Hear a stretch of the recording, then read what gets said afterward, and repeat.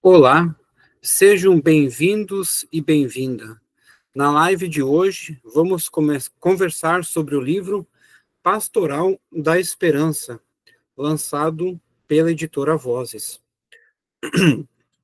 Esta obra propõe refletir sobre a importância do luto e da esperança no contexto eclesial, fundamentada na visão de que o ser humano, criado por Deus e marcado pela finitude, encontra esperança na ressurreição de Cristo.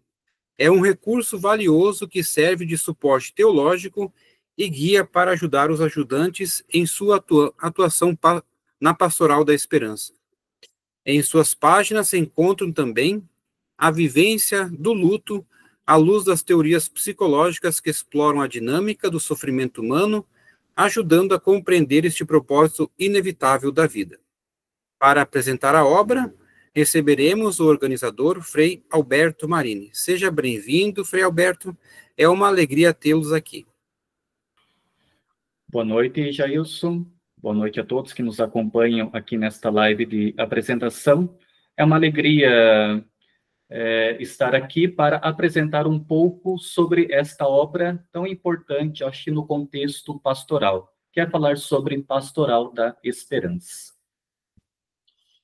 Muito obrigado, Frei Alberto. A nossa equipe de comunicação da editora Vozes está ao vivo no chat para ajudar você caso tenha alguma dúvida.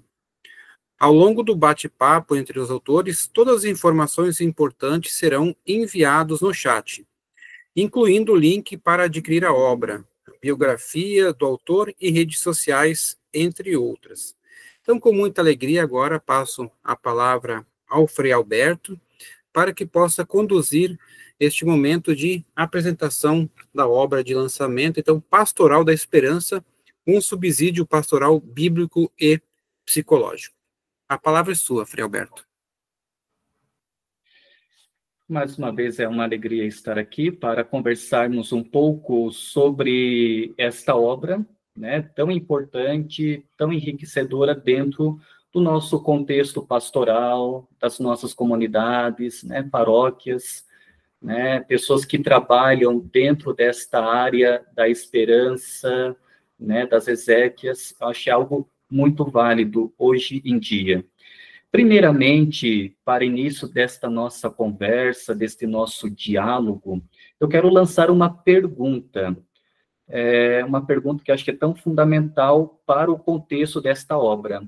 Como se reportar a uma família que perdeu um ente querido? O luto, né, que é decorrente desta perda, que é algo inevitável na vida humana, é um sentimento difícil para uma superação. É um vazio que permanece na nossa vida como um todo. Bom, mas se formos olhar, esta pergunta também poderia se encaixar dentro da dimensão da pastoral da esperança, que é isso que a obra deseja trabalhar. Bom, Pastoral da Esperança, ela carrega um duplo sentido. O primeiro sentido é o conforto e o consolo humano a essa realidade difícil. Qual realidade? A perda de uma pessoa querida, né? É o sentimento que fica para a família enlutada. Bom, mas num outro sentido, podemos olhar dentro da perspectiva de levar a esperança a essas famílias. E essa esperança que, para a fé cristã, está enraizada na ressurreição de Jesus Cristo. Então, é algo que tem um fundamento também bíblico e também teológico. Bom, então, dentro deste contexto, dentro deste preâmbulo, a obra da Pastoral da Esperança, um subsídio pastoral, bíblico e psicológico, nasceu fruto das reflexões em torno do atendimento às famílias enlutadas. E aqui, de modo particular, no território da paróquia Profeta Elias, localizada na cidade de Curitiba, no bairro Novo. E tal iniciativa se deu a partir do ano de 2021. Lembrando que dentro deste ano estávamos vivendo na difícil realidade da pandemia Covid-19, onde muitas pessoas vieram a óbito, e muitas dessas famílias não puderam nem dar um sepultamento digno a essas famílias, justamente pelo risco da contaminação, né, dessa doença. E a partir deste ano, né, de 2021, nesta mencionada paróquia, se deu início a um trabalho pastoral que pudesse estar junto a essa realidade das famílias enlutadas. E para isso foram convidadas pessoas atuantes dentro da vida pastoral para ajudar neste belo trabalho. Bom, não é preciso também só chamar pessoas para participar da vida pastoral, ainda mais falando de Pastoral da Esperança, mas é importante também a formação e a capacitação dessas pessoas. E é isso que também nós pensamos ao longo deste ano, de dar formações com temas específicos que trabalhassem um pouco desta realidade pastoral, a Pastoral da Esperança. E quais temas que girariam em torno desta temática? Qual a missão da Pastoral da Esperança? A comunicação, que é tão fundamental, né? O como se reportar a essa família, um pouco de Sagrada Escritura, como que o luto e a esperança está presente, seja lá no Antigo Testamento, seja no Novo Testamento. Também fases do luto, isso também se inclui dentro do âmbito da psicologia, como que a psicologia dá o seu contributo para essa realidade, e também um laboratório prático. Então, dentro disso, podemos enxergar que a temática da Pastoral da Esperança, naquilo que diz respeito às formações, não gira apenas em torno do teórico, mas também é fornecer algo também prático para que as pessoas possam, de fato, praticar isso dentro da sua realidade pastoral. Muito mais, assim, de como celebrar exéquias, que acho que é tão fundamental e que é algo necessário na realidade pastoral. E a partir do ano de 2022, esse trabalho deu continuidade, né, com os chamados agentes da esperança, essas pessoas que estão dentro desta pastoral. E dentro das assessorias que foram ministradas para esses agentes, então eu pude refletir um pouco. Será que essas formações não poderiam se tornar um livro, isto é, uma espécie de um subsídio que auxiliasse essas pessoas dentro do seu trabalho pastoral, né, como se fosse uma ferramenta de trabalho, até porque nós contamos com manuais de exéquias, ou também de livros que tratem sobre reflexões de textos bíblicos a partir da dimensão da esperança, do conforto.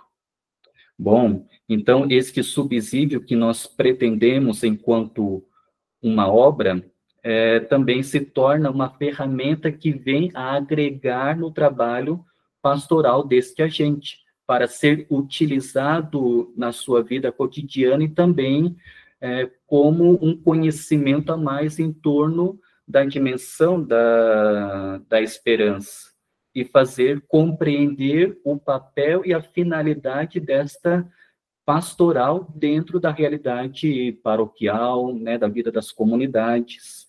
E é por isso que ela se encaixa dentro de 3 âmbitos, né, o pastoral, o papel da igreja, que consola e se faz presença na vida destas famílias, o âmbito bíblico, como que a Sagrada Escritura enxerga os temas de luto e de esperança, e também o psicológico, né? Então, como que a psicologia pode contribuir com essa temática que é inerente na nossa vida como um todo. E esses 3 âmbitos mencionados compõem os chamados blocos, os 3 blocos que fazem parte desta obra. E para isso, né, para ajudar neste processo de escrita desta obra, eu pude contar com o auxílio de pessoas, né, de pessoas diversas, que contribuíram na construção desta obra, naquilo que compete à sua área específica. E é por isso também, né, já que temos aqui a presença, né, de alguns destes autores que ajudaram na construção desta obra, para falar também um pouquinho daquilo que escreveu, né, apenas para podermos refletir um pouco sobre esta temática. Então, só para vocês terem uma noção, dentro do bloco pastoral, o primeiro capítulo eu escrevi sobre a identidade e a missão da Pastoral da Esperança, como se fosse uma introdução sobre esta pastoral, né, de como que a igreja enxerga esta realidade pastoral na vida paroquial, isto é, naquilo que compete à missão deste agente, que é ser consolador das famílias que passam pela dor do luto, que perdem seus familiares. Então, este primeiro capítulo já nos abre para aguçar a nossa leitura sobre esta obra, né? Como que a igreja, ela vê essa realidade dentro das nossas pastorais, né? Dentro das realidades paroquiais. E depois, no segundo capítulo, nós temos aqui a presença, né, do Frei Everton, que é carmelita lá da província pernambucana. E o Frei Everton, acho que ele não está aqui presente, ele escreveu sobre a organização da Pastoral da Esperança. Então, ela tem um significado, né, está inserida dentro de uma realidade paroquial, mas também ela tem uma organização.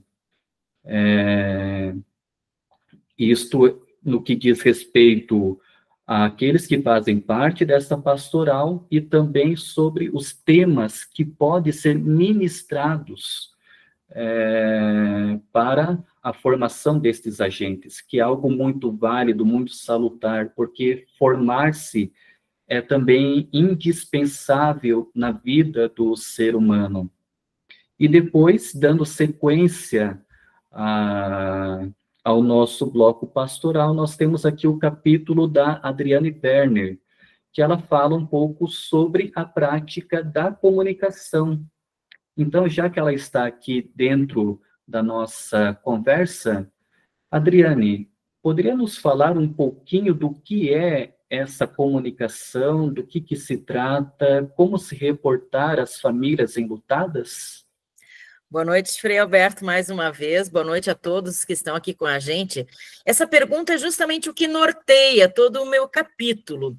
Como a gente deve chegar a uma família enlutada? Eu quero primeiramente contar como é que surgiu a ideia de escrevermos este capítulo. O Frei Alberto e também o Frei Everton foram meus alunos de oratória há vários anos, né, Frei? Mas nós acabamos desenvolvendo uma amizade muito bonita. E durante a pandemia, nós trabalhamos justamente a parte da comunicação no luto. Foi uma das coisas que a gente estava trabalhando ali nos nossos encontros sobre oratória. E fizemos uma reflexão conjunta ali do quanto nós vemos práticas equivocadas neste momento de luto. Então, eu posso dizer que o meu capítulo trata de como olhar o luto pelo prisma da comunicação. E acabou que ele resultou assim muito mais em o que nós não devemos fazer neste momento do luto do que propriamente numa cartilha do que devemos fazer, porque cada um precisa ter a sua sensibilidade de como chegar ao outro. o Rodrigo pode encarar o seu próprio luto de uma maneira diferente da Natasha. Então, a minha maneira de conversar com o Rodrigo precisa ser diferente da minha maneira de conversar com a Natasha. Mas eu abordo muito práticas comuns que nós vemos por aí e que são equivocadas. Eu lembro lá atrás, quando nós trabalhávamos com os religiosos, essa questão do luto, nós falávamos muito que antes de chegarmos com a esperança, nós precisamos chegar com a solidariedade.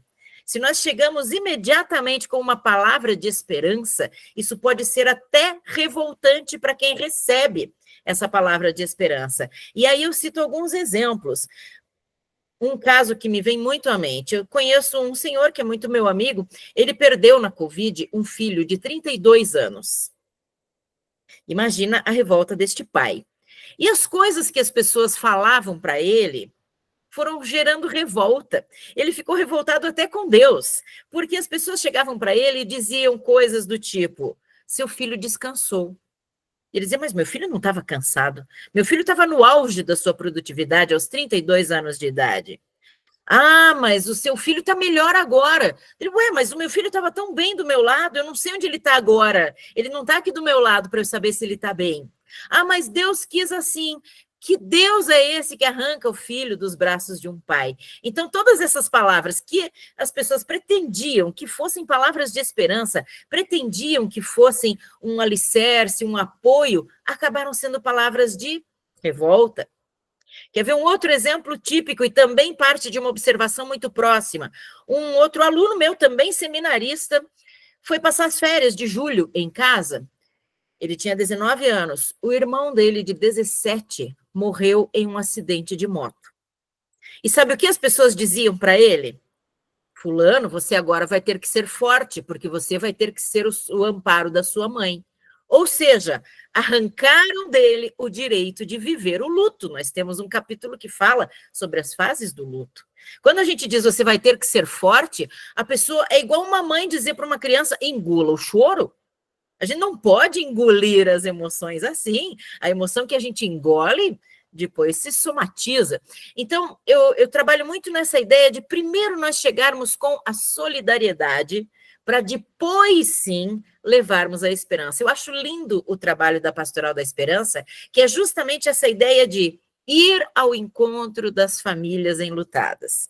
É a igreja em saída. Nós precisamos chegar nessas famílias, nós precisamos estar ao lado delas.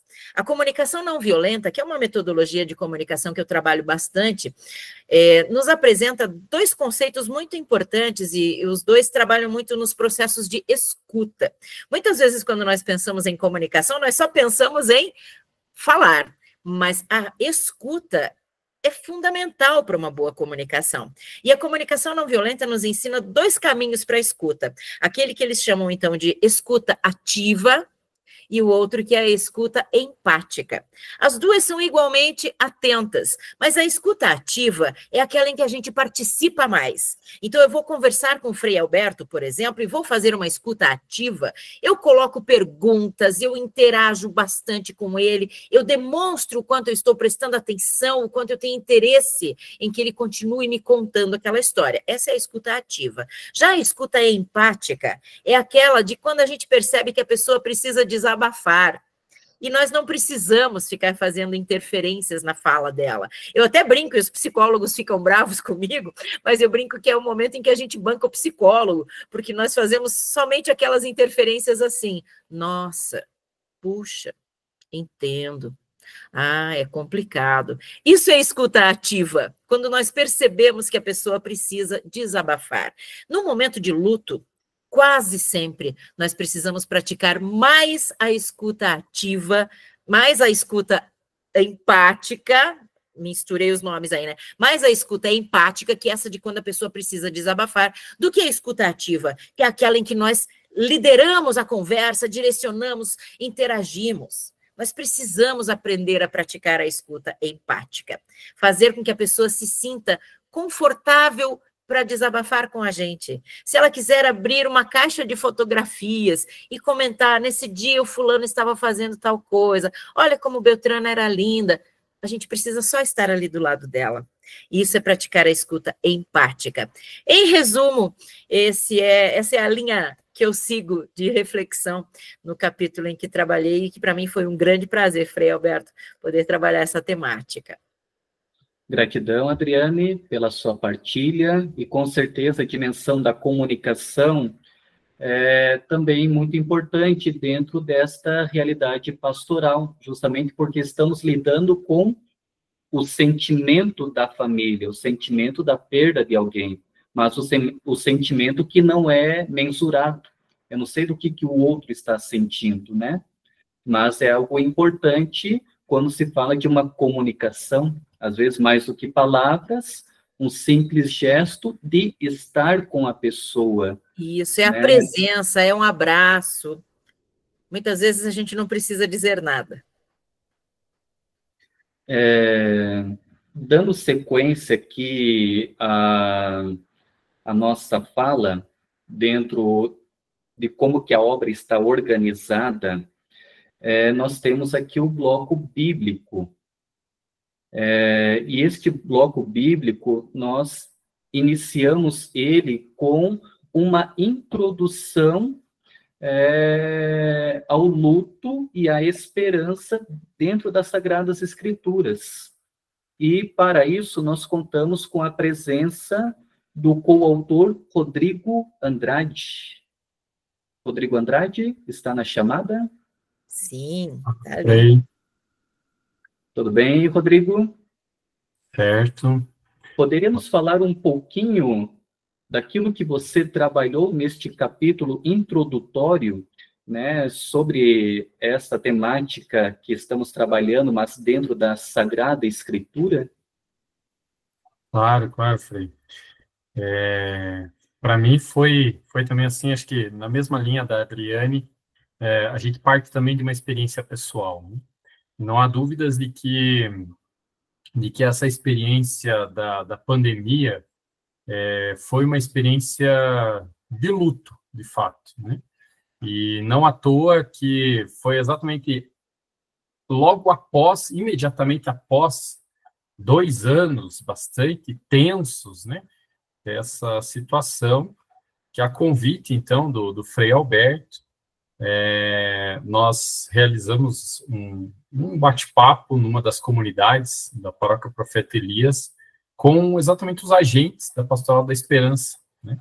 E naquele momento falávamos sobre as fontes bíblicas que podem sustentar o nosso trabalho pastoral na Pastoral da Esperança. E é curioso porque, quando nós falamos do luto, o luto permeia as Sagradas Escrituras desde o Gênesis até o Apocalipse, né? Mas uma fase do luto que acredito que é talvez a mais delicada, exatamente na mesma linha do que a Adriane comentava agora, né? O que dizer para uma pessoa que, de repente, está em busca de respostas ainda, mas não é qualquer resposta que a convence.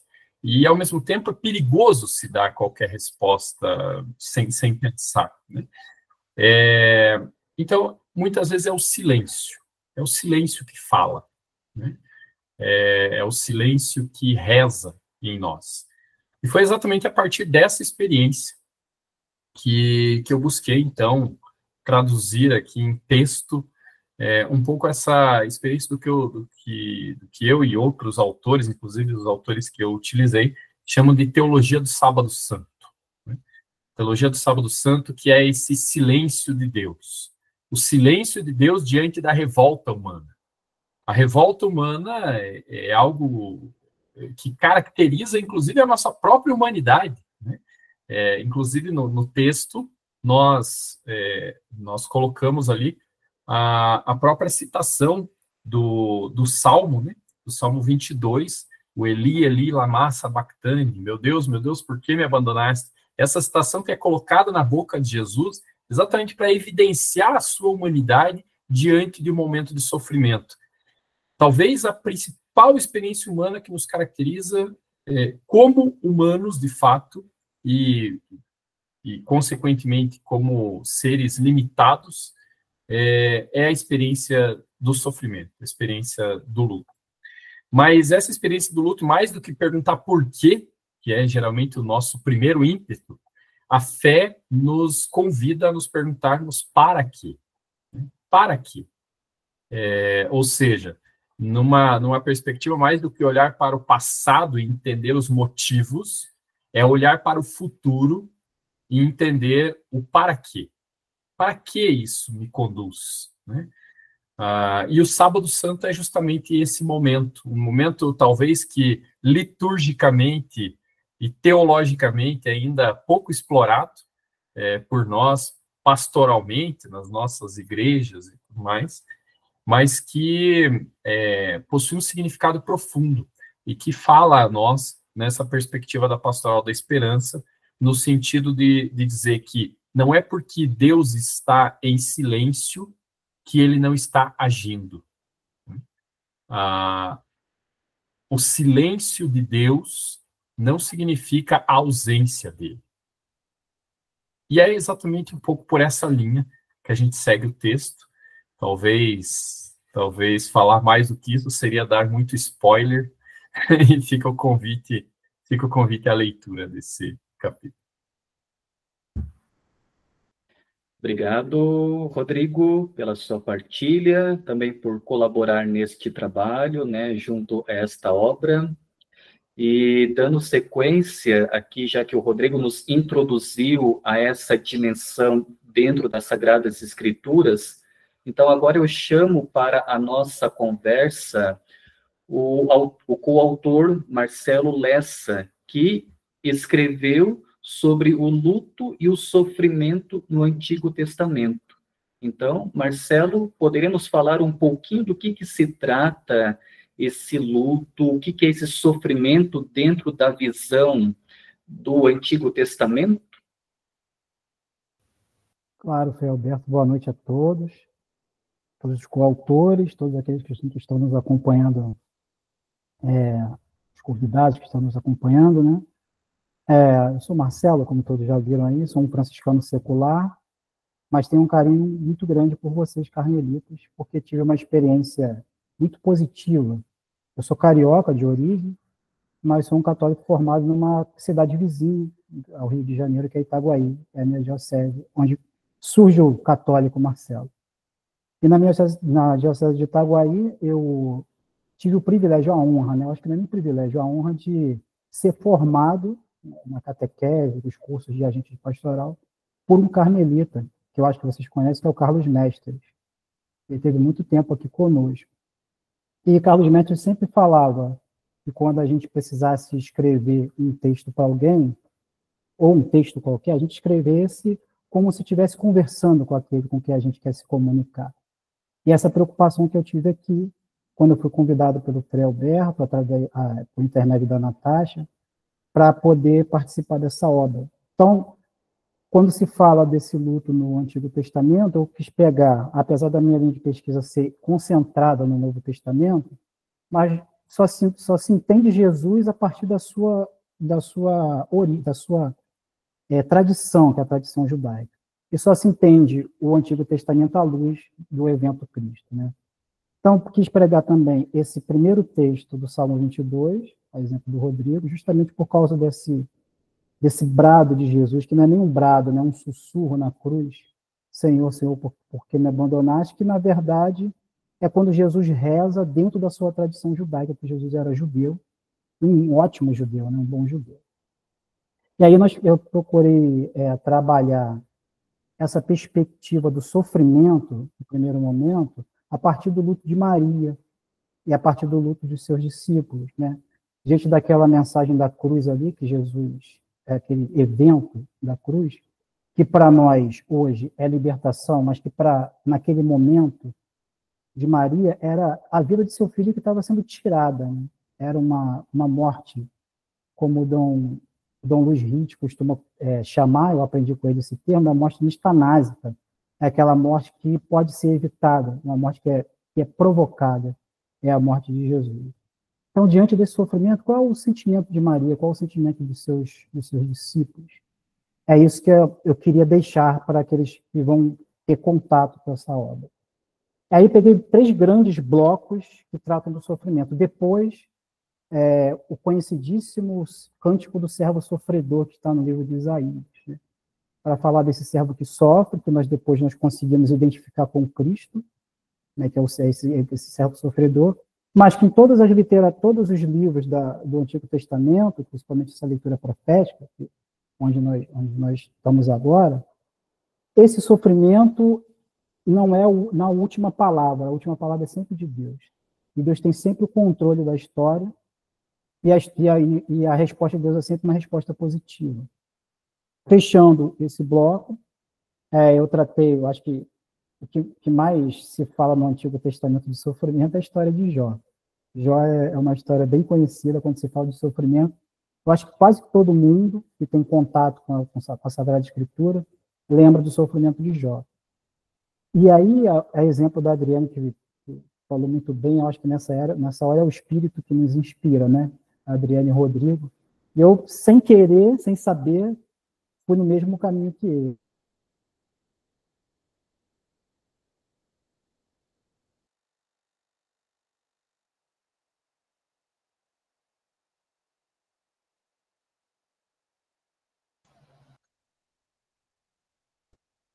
Travou um pouquinho ali. Voltou, né? Sim, Marcelo, voltou.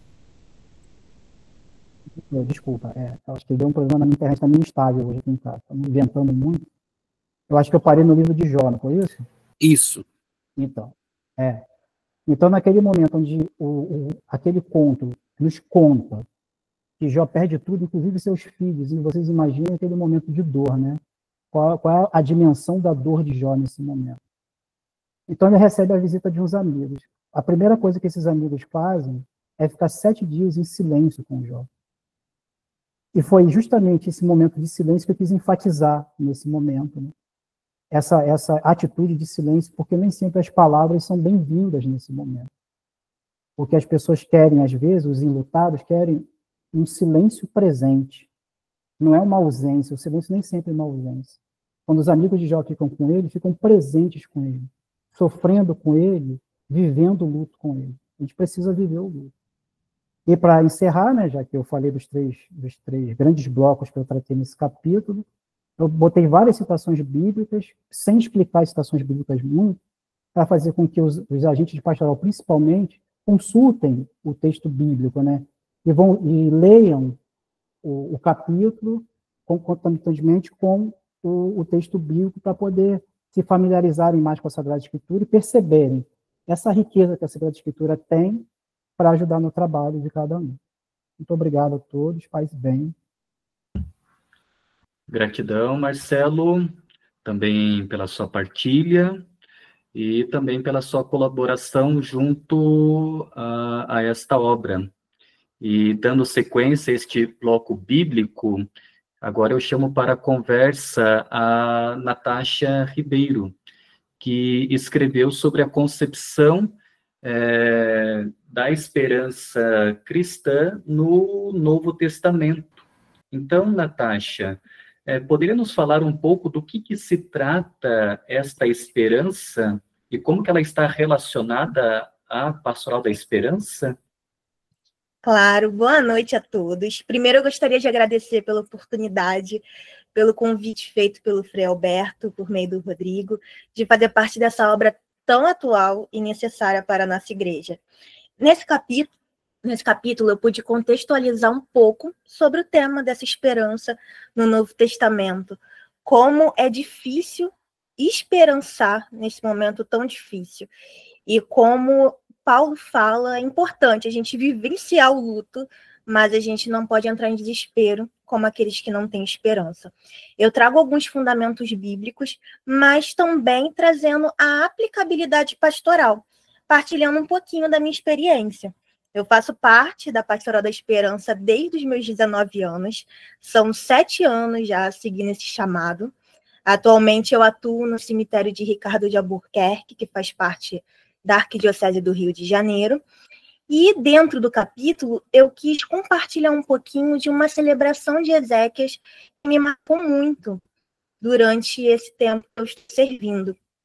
E dando apenas spoiler do que eu pude escrever um pouquinho sobre isso, eu falei sobre um jovem que teve a vida ceifada pelas mazelas da sociedade, e ali a teologia pastoral precisou entrar em cena, porque não seria possível seguir o rito o qual a gente tem para realizar. Foi necessário ser a presença de Cristo ali de uma outra forma. Às vezes, a gente precisa apenas chorar juntos. Às vezes, a presença da igreja é só estar ali, abraçando. Às vezes, não é necessário falar nada, apenas o olhar. E, às vezes, nós, como agentes de pastoral, é que precisamos ser consolados, ainda mais nessa realidade cemiterial. E, através desse relato, eu quis transmitir um pouco sobre a missão da Pastoral da Esperança, que não pode ser apenas realizar a celebração de exéquias, mas é necessário fazer esse acompanhamento com as pessoas enlutadas, levando a esperança. E ter a escuta ativa, como a Adriane disse, é muito importante, principalmente quando nos deparamos com jovens que perderam seus familiares, amigos, ainda mais de forma tão violenta. E apesar dessa pluralidade juvenil, a qual a gente sabe que existe, os jovens possuem esse desejo de escuta. E como é importante, mesmo diante de tanta dor e sofrimento, nós podermos levar a esperança para que eles continuem perseverando nesse caminho, nessa estrada cristã. Então, eu agradeço muito, mais uma vez, pela oportunidade.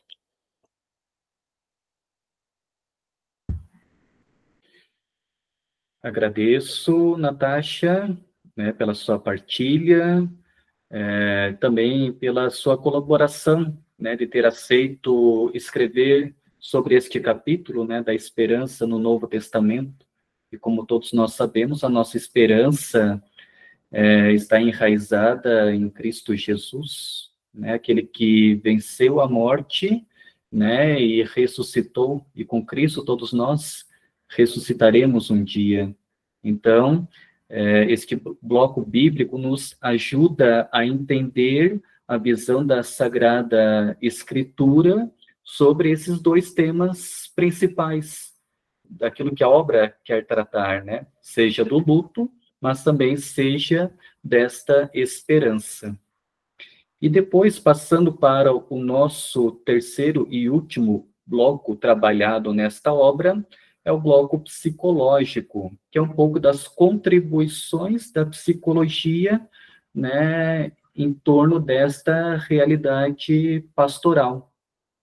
E neste capítulo, né, tratado sobre a visão da psicologia existencial diante do sofrimento, né, da morte, desta realidade que é algo inerente, inevitável à nossa vida. Então, nós tivemos a contribuição de 3 autores, né, que é o Adeilson Medeiros, o professor Clóvis Amorim e o Wallenstein Passos. Então, o Adeilson não está presente aqui na nossa conversa, mas eu chamo aqui para dialogar um pouquinho sobre isso com o professor Clóvis e o Wallenstein. Então, poderíamos falar um pouquinho do que se trata deste capítulo, o que significa essa psicologia existencial, o que ela trabalha, né, qual é a relação que ela tem sobre a questão do sofrimento diante da morte?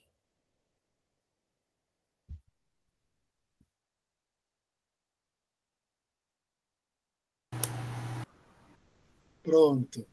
Boa noite. Muito obrigado pelo convite, é uma honra. Eu amei esse livro desde quando eu li a primeira versão. Quero agradecer muitíssimo ao Frei Alberto pela paciência, porque eu achei que ele já tinha desistido de mim, mas ele me mantinha sempre ali, fazendo uso vivencial da esperança que eu ia conseguir terminar. Então, os meus colegas, que são coautores nos 2 capítulos, tanto no 7 quanto no 8º, também os meus agradecimentos. Eu quero convidar o professor doutor Wallenstein Passos Garcia, professor do curso de psicologia da PUC do Paraná, meu amigo e meu colega de trabalho, para fazer as primeiras considerações, e eu farei em seguida, professor Wallenstein. Bem-vindo. Boa noite, obrigado, professor Clóvis. Boa noite a todos, a todas. Eu também quero expressar aqui minha gratidão pela oportunidade de participar dessa obra. Eu tinha uma ideia muito breve só do que seria o capítulo que nós escrevemos, né, e não da obra como um todo, e quando eu vi a obra como um todo, eu pensei, aí fui ter noção da dimensão dela, eu falei, puxa, que interessante, né, que importante contribuir para uma obra como essa, porque apesar da gente falar do lugar da psicologia, a gente entende, né, que unir a psicologia, a filosofia, essa dimensão espiritual, é também possível e muito importante. E é um pouco isso que a gente tenta trazer aqui no nosso capítulo, ao refletir sobre o sofrimento diante da morte, né, sobre o luto. E é interessante a gente dizer isso, porque justamente a gente traz alguns filósofos aqui com os quais a gente trabalha, claro que de uma forma muito acessível a todas as pessoas, né, que forem ler esse livro, e justamente o que eles trazem é que falar sobre a morte é também falar sobre a vida, é também pensar sobre a vida. Porque tanto Heidegger, que é um dos filósofos que a gente cita, como Frankl, que é um grande psicólogo aí da logoterapia, eles colocam justamente essa dimensão de que a morte nos faz olhar para a nossa própria vida, e nos faz pensar sobre a vida que a gente está vivendo, e sobre a vida que a gente quer viver, né? Então traz para a gente uma visão mais autêntica daquilo que é o nosso existir, né? É um livro pensado para agentes pastorais, então um pouco da contribuição que a gente traz aqui, eu entendo que é para preparar também essas pessoas, né? Para poder olhar para a morte a partir não só da dimensão do sofrimento como algo que realmente traz uma dor muito grande, que nos aflige, que nos angustia, que, né, que nos traz tristeza, às vezes uma tristeza profunda, mas que também é uma oportunidade da gente pensar sobre a nossa própria vida, né? Entendendo que a consciência da finitude, ela é uma característica da nossa condição humana, né? Então, a morte, ela é inevitável? É, mas sabendo disso, a gente pode buscar um impulso, né? Para encontrar um propósito, um sentido para a nossa vida. É isso que o Viktor Frankl vai dizer, né? Que o fato da nossa vida ela ser transitória, o fato dessa vida, da nossa vida aqui nessa dimensão, ela ser breve, não diminui de forma alguma o valor dela, ou a importância dela, muito pelo contrário. É justamente por conta dessa brevidade da vida que a gente precisa fazer escolhas responsáveis e significativas, né? E aí, nesse sentido, né, a gente traz, por exemplo, Heidegger, que também vai dizer que essa busca por sentido na vida, ela não é apenas individual, mas ela ocorre na nossa relação com os outros, né? O que é muito interessante da gente pensar, que entra aí a importância do suporte, né, que vocês estavam falando aí, né, do apoio, do agente pastoral vir oferecer, né, um momento de uma escuta empática, né, uma escuta sem julgamento, né, uma escuta que possa acolher mesmo essa dor, né, mas esse sentido para a morte, né, esse sentido para a vida, que falar do sentido da morte, falar do sentido da vida, é pensar também em construir isso na relação com os outros, né, e é um pouquinho do que, então, esses filósofos trazem aí, e aí, né, é um pouco da implicação dessa filosofia e psicologia que a gente procura trazer, né. Outro aspecto importante também que eu acho que a psicologia traz aqui é uma contribuição, né, que eu acredito que traz para o nosso, pro livro como um todo, é essa dimensão, né, de entender o luto como um processo que é singular, né, apesar de ser uma vivência universal no sentido de que todos nós passamos por isso, o modo como a gente vivencia isso, existencialmente falando, é muito específico, né, é muito particular, então por isso que não tem receita, por isso que não tem um jeito certo de se falar sobre a morte com as pessoas, né, de dizer como as pessoas devem enfrentar o luto, porque cada uma a partir da sua história de vida, da sua constituição, da relação que tinha com aquela pessoa, com aquele ente falecido que tanto amava, né, a partir de muitas outras dimensões aí que a gente sabe que existe, uma dimensão simbólica, inclusive das nossas relações, tudo isso vai influenciar o modo como a gente vai vivenciar tudo isso. Então, entender isso também é algo que eu acredito que é uma das contribuições que o livro traz, para a gente poder pensar. Aí é o papel do agente pastoral, né? E finalmente a gente traz um pouquinho ali no final, né, uma mensagem aí para os agentes pastorais, e aí algumas implicações, né, que a gente acredita que pode trazer para esse trabalho aí tão importante, essa missão aí dessas pessoas, né, que é justamente destacar essa sensibilidade ao sofrimento humano e à consciência da morte, né, entender que a psicologia existencial ela pode oferecer ferramentas para ajudar as pessoas a encontrar um sentido na experiência de sofrimento da morte, que isso é o mais importante, né, e aí o professor Clovis, né, ele traz no nosso capítulo uma metáfora do Rubem Alves, que é muito bonita, né, que ele diz assim, eu vou ler aqui no finalzinho, né, as velas choram enquanto iluminam, suas lágrimas nascidas do fogo transbordam e escorrem pelo seu corpo, choram por saber que para brilhar é preciso morrer, né, então é um pouco para tentar trazer essa dimensão de que o brilho da vida, ela exige a transformação, né, ela exige o reconhecimento da nossa finitude, e para que a gente possa brilhar, a gente também precisa se confrontar e lidar com o nosso sofrimento, né. Então é um pouco isso que eu gostaria de contribuir para vocês, mas agora eu devolvo a palavra para o professor Clóvis, para que ele possa aí complementar essa reflexão. Obrigado mais uma vez por essa oportunidade. Acho que, dado a sua didática, né, que percorreu o capítulo, convidamos as pessoas a lerem o livro para poder ver com mais detalhes. E, se o Frei autorizar, acho que podemos passar ao último capítulo, até porque temos poucos minutos. Obrigado aos coautores deste capítulo, professor Wallenstein, Clovis e também o Adeilson, que ajudaram na construção, né, deste capítulo, né, que aceitaram, né, a escrever sobre isso. E depois, por fim, o capítulo sobre as fases do luto. E quem nos ajudou a compreender um pouquinho sobre isso foi o professor Clovis, que já está aqui na nossa conversa, e também o Pedro Henrique. Então, vocês poderiam nos falar um pouquinho do que seria essas fases do luto, como que ela está presente na vida, né, nossa, né, na nossa vida humana, e como trabalhar isso dentro da Pastoral da Esperança? Obrigado mais uma vez. Acho que eu sou o único exibido que está em 2 capítulos, mas a culpa não é minha, do Frei. Então, se alguém vai responder por isso, não serei eu. Mas quero dizer que gostei. Além disto, queria também dizer que, diferente do que alguns colegas já disseram, partiram de uma vivência pessoal, eu parto de uma vivência profissional. Eu sou um terapeuta do luto há 40 anos. Então, há 40 anos eu sou um psicoterapeuta que trabalha com o tema do luto.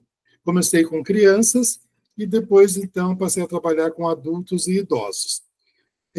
A ideia de fases e etapas, hoje, inclusive, ela é um ponto de polêmica, porque uma vez que cada luto é único, singular, particular, principalmente um grupo mexicano tem proposto que a gente deveria evitar essa visão tão estruturalista. Mas, historicamente, né, a gente vê em diferentes autores esta forma e essa proposta. Elizabeth Kubler-Ross, que ficou muito conhecida, uma médica psiquiatra suíça, que depois viveu nos Estados Unidos, ela propõe 5 fases da morte e o morrer, e que na nossa cultura foi generalizada para o luto. Então, negação, raiva, barganha, depressão e aceitação. Nem todas as pessoas chegam nesse nível da aceitação. Um outro pesquisador que nós trabalhamos bastante com ele aqui nesse capítulo é William Worden. Ele primeiro nos apresenta uma série de aspectos e características do luto normal, né? O que acontece com a pessoa enlutada? Sentimentos como tristeza, raiva, ansiedade, solidão, sentimentos de fadiga, desamparo, choque, saudade. em alguns casos, libertação, alívio, torpor. Essa é uma visão mais de tarefas. Quais são as tarefas que o ser humano precisa passar para a resolução saudável do luto? Queria chamar o psicólogo Pedro Randa Oliveira, meu colega e coautor desse capítulo, para destacar alguma outra ideia que ele julgue necessária. Boa noite a todos. Queria primeiro também agradecer a todos vocês por essa oportunidade de poder participar de um livro que contemplou tão bem esse trabalho, esse processo de acolher as pessoas enlutadas com diferentes perspectivas, né? Eu acho que o professor Clóvis trouxe considerações muito bacanas, e eu acho que só gostaria de acentuar ainda mais algumas, né?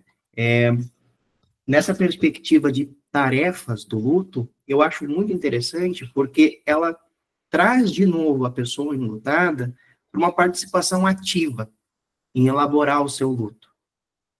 Então, junto com ela, a gente vai ajudar a guiar para que ela consiga reinvestir a sua energia na vida, aceitando essa realidade da perda, enquanto carrega consigo as memórias da pessoa falecida. Outro ponto bem importante que nós destacamos no capítulo do livro é a importância de quem está ali nesta posição de oferecer o apoio, de oferecer o suporte, também estar atento às suas próprias emoções, à sua própria história de vida e necessidades. Porque nós somos seres humanos e nossas histórias se entrelaçam com as pessoas. Nós sofremos com o sofrimento do outro. E é muito importante que a gente cuide para que isso não nos impacte de uma forma que seja muito forte também e acabe atrapalhando o nosso trabalho de alguma forma, né? E eu acho que, ouvindo todos vocês falar, me veio uma frase na cabeça que eu acho que se encaixa muito bem no contexto desse livro e no contexto da assistência, que é de uma enfermeira britânica chamada Cicely Saunders, que criou o movimento hospice moderno que nós temos, e ela nos diz o seguinte, que o sofrimento humano, ele só é intolerável se não for cuidado. E é isso, e aí convido todos a ler o capítulo para mais informações. Tá bom? Um abraço, gente, muito obrigado. Obrigado, Pedro. Então, a pergunta foi, né, qual é o trabalho que o agente de pastoral, o pastoralista, pode fazer junto a uma pessoa enlutada? Eu acho que quando a gente estuda e a gente compreende o que é esperado, apesar dos lutos serem diferentes, eles seguem mais ou menos um padrão. E William Worden, então, propõe 4 tarefas que precisam ser realizadas para que o luto seja elaborado. Primeiro é aceitar a realidade da perda, usar palavras como morreu, morte, faleceu, evitar algumas metáforas e, principalmente, evitar frases como a Adriane tão brilhantemente nos descreveu aqui, né, nesse tipo de comunicação. O segundo momento é o momento de processar a dor do luto. Isto implica que a pessoa precisa vivenciar, entrar em contato com essa dor e não esquivar-se, e não ficar medicada, dopada. Por quanto tempo? Então é preciso processar esta dor. A terceira tarefa é ajustar-se a um mundo sem a pessoa morta. Qual era o papel, qual era a função? Essa pessoa cuidava das contas da casa, essa pessoa cuidava das crianças, levava ou buscava na escola. Então, como é que vai ser a nossa vida agora, na ausência dessa pessoa que faleceu? E, por último, encontrar conexão duradoura com a pessoa morta em meio a uma nova vida.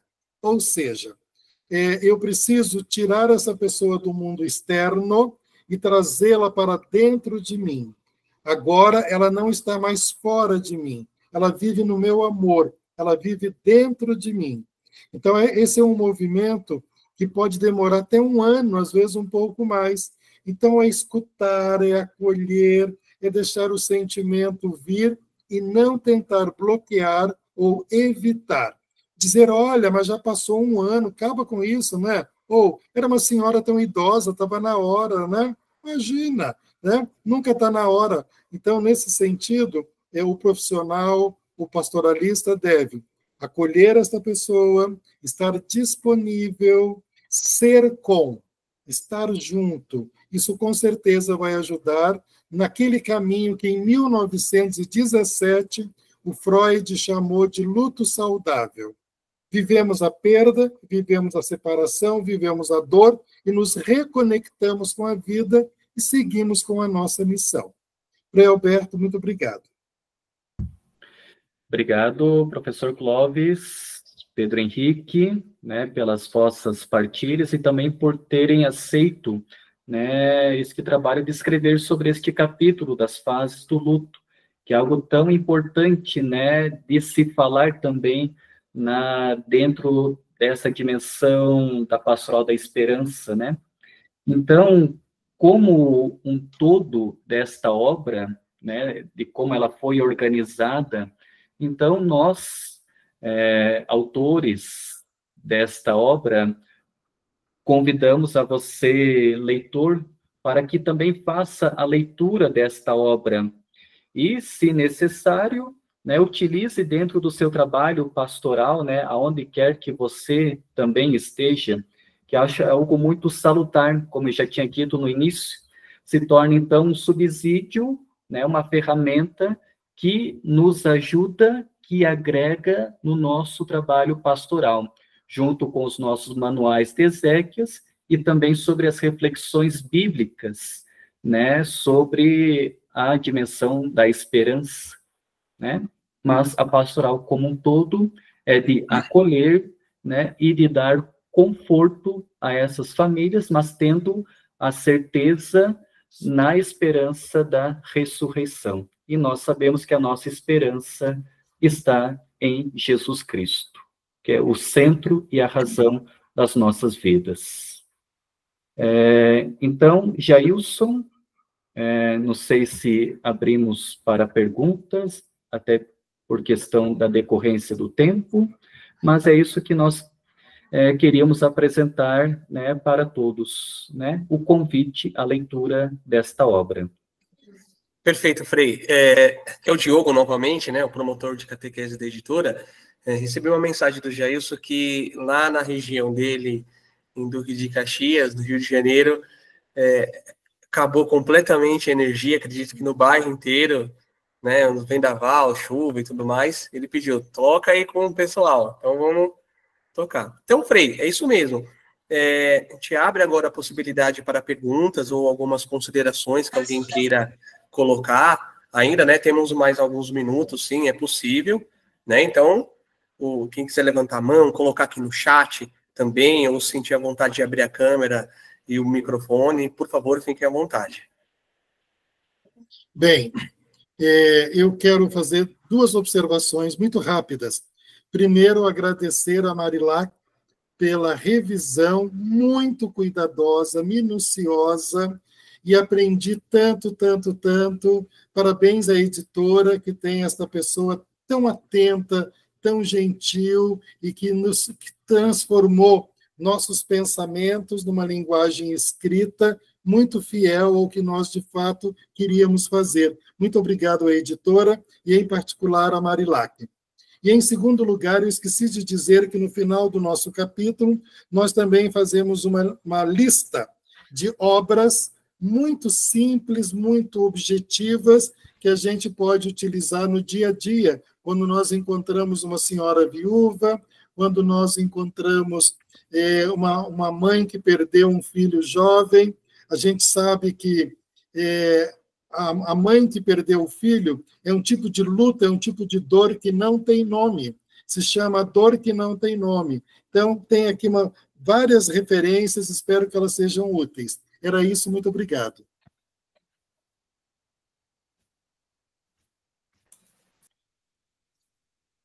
Marilac, por favor, quer fazer alguma colocação? Boa noite a todos. Uma grande alegria ouvir hoje e transformar aquele texto que eu li na sua primeira versão, que depois eu fiquei dando os meus pitacos, né, para os autores, fazendo perguntas, pensando nesse público tão querido que são os agentes de pastoral, deixando o Frei Alberto quase maluco, né, Frei? Mas hoje eu tive a oportunidade, né, de conhecer alguns de vocês que eu apenas lia. E nesse apenas esteja aqui a ausência da grandeza que é ouvi-los, né? Então, essa noite foi, assim, encantadora. Esse trabalho que vocês fizeram tem uma dimensão muito significativa, é um texto que vale muito a pena ser lido, precisa realmente ajudar as pessoas nesse processo de entendimento sobre a finitude e sobre o sentido da vida, a partir das relações no aqui e agora, e até contemplando o ainda não, né? E que dizer a vocês, meus queridos e queridas, muito obrigada por terem a paciência de observarem algumas observações que a gente fez, olhando o nosso público, por estarem dispostos a trazer o seu saber para preparar pessoas nos mais longínquos espaços e, especialmente, garantir a formação dos nossos cristãos hoje. Vocês estão de parabéns.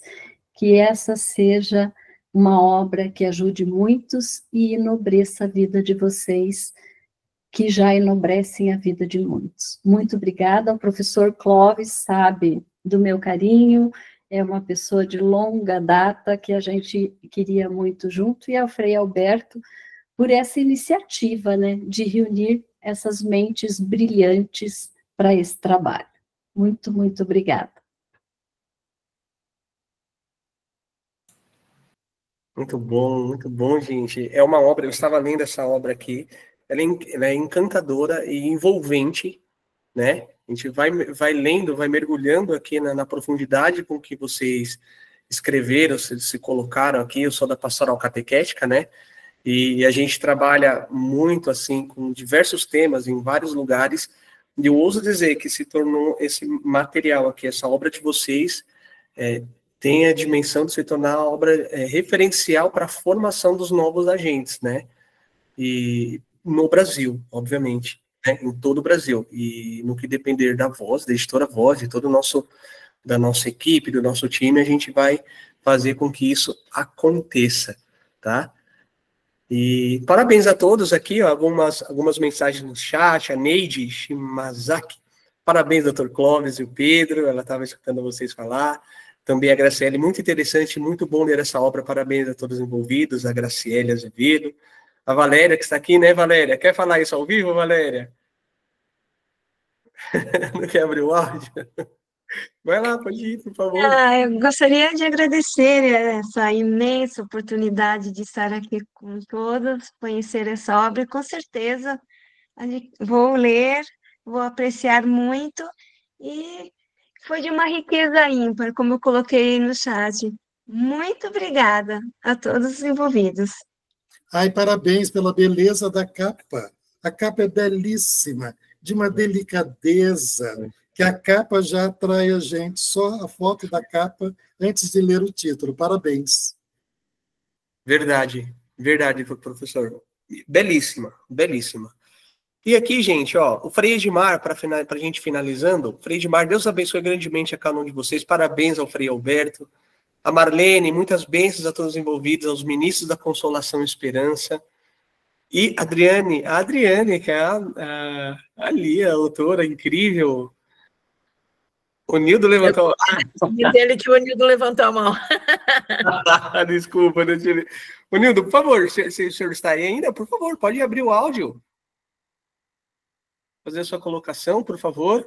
E assim a gente finaliza. Vai finalizando. Frei Edmar fez a apresentação, Diogo.